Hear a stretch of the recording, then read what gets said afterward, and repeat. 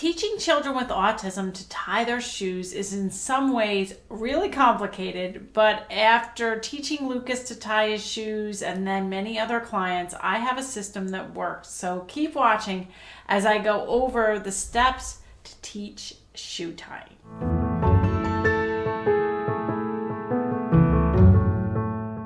Hi, I'm Dr. Mary Barbera, autism mom, board-certified behavior analyst, and best-selling author. Each week I provide you with some of my ideas about turning autism around. So if you haven't subscribed to my YouTube channel, hit the subscribe button and notification bell too. I had a client, we'll call her Susie, who was 8 or 9 years old at the time, and I had been consulting with her for 4 years. Before Susie started school, I was trying to convince her mother that we should teach her to tie her shoes, knowing that if Susie got to school without learning this skill, she probably would not pick it up easily. So in second grade, just as I had predicted, Susie could still not tie her shoes, even though it had been a goal on her IEP for over a year, with the occupational therapist working on the goal. I attended an OT session, and the teaching procedures to try to teach Susie to tie her shoes were really pathetic. I talked to the OT and tried to convince her to use my techniques, but she just wanted to keep doing it her own way. So I talked to Susie's mom again, sent her a short video modeling clip, and encouraged her to use my procedures for just 5 minutes a day and work with Susie on her own. And within 2 weeks, Susie was tying her shoes. Now, for those of you that have been following me for a while, you might remember I did a blog way back in 2009 when I taught my son Lucas how to tie his shoes, and then went on to present this as a case study in front of B.F. Skinner's daughter, Julie Vargas, at an ABA conference where Dr. Vargas was the discussant. Since then, I've had a lot of success with teaching clients to tie their shoes.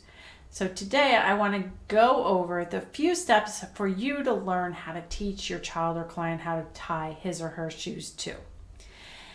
Whenever we want to increase a behavior or decrease a behavior, we have to start with assessment. And this doesn't necessarily just mean tying shoes. Can the child put their shoes on their feet? Can they put them on the correct feet? Can they use Velcro? Can they do Velcro straps? And finally, can they do any steps of the actual shoe tying procedure? Since everyone ties their shoes a little bit differently, it's important that one person take the lead in teaching the child, which is usually mom or a teacher or an occupational therapist. If that person is left-handed though, and the child is right-handed, we want to get a right-handed person to take the lead. Also, a factor is that this shoe tying should really be practiced daily. So even a paraprofessional could take the lead with some oversight and planning from the team. You want to get an adult shoe and then use 2 different colored laces. So whether you have a black lace and a white lace, or in this case we have a red and yellow lace, and we want to use 2 different colors because we're going to give a lot of verbal cues such as cross red over yellow and yellow into red. So we want to have the 2 different colored laces. I found that to be incredibly helpful. The shoe should not be placed on the child's foot when they're first learning, but instead be placed on the table. But the shoe has to be facing out. One of the problems with the OT that was trying to teach Susie to tie her shoes is she had this little foam shoe which wasn't stable on the table, and she actually had that foam facing the wrong direction, and I thought, this is going nowhere fast. So the shoe should be placed on the table facing away from the child, as it would be if they was on their own foot. Then you want to write down the steps of your shoe tying procedure. And with each step, we want to limit it to 5 words or less. So my steps to teach Lucas and my clients were something like cross red over yellow, yellow into red, pull strings tight, make a loop. For Lucas, at one point he was making the loop too big, so we put masking tape on each one and we would just do tape to tape, and that helped provide the prompting he needed initially. For professionals and even some parents, taking data on those steps, whether they're independent of which steps in which order, might be helpful as well. We want to not only have the shoe facing out, but if you're teaching the child, you don't want to be sitting on the opposite side of the table. Stand behind the child or at least to the side. But if you're going to give any kind of physical prompting, you really do want to stand behind the child and give gentle prompting. You also can consider making a video model of the procedure, of your procedure. And this is important because a lot of kids will see it on video and actually pick it up better than even live. I am going to show you a little video here of a video model done with the steps narrated. Cross blue over red, red into blue, pull strings tight,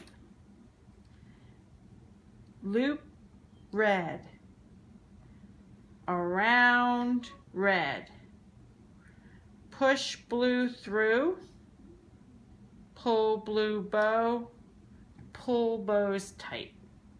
We want to teach the first step until it's mastered and then move on to the second step and do the whole a whole task at the same time. So for Lucas, we had to work on cross red over yellow for a whole session until we got him fluent with that, and then yellow into red, and we can just narrate the rest of the procedure if the child can't do it. We always want to start at the beginning. Even if you're working on step 4, you always want to start on the beginning and make sure each step follows sequentially as it will come in the natural environment. Finally, once the skill is mastered with shoe on the table, you'll need to have the child practice with real shoes and on their feet, with the same colored laces on their feet. Even having the child tie a shoe while you hold it up in kind of a situation where it's going to be on their foot, it's going to be actually at a different angle than flat. So different kids need different amounts of generalization practice and different steps to get them actually on their feet. And once the child does master it on their feet, the other important thing is let them tie their shoes. Even if it's not perfect, even if it's not as tight as you would do it, the child still needs practice, and we need to let the child tie their shoes every day and not do it for them, or they can lose the skill. In summary, many people get overwhelmed with the thought of teaching shoe tying and just stick with Velcro sneakers, even for kids who are a lot higher functioning than Lucas or Susie are. But in just 5 minutes a day with these procedures, you should be able to see success. To get you started turning things around for any child with autism, download my free 3-step guide, which covers 3 steps you can take today to help your child or client with autism.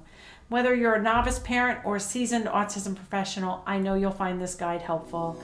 Leave me a comment, subscribe to my channel, and share this video to help others. And I'll see you here next week.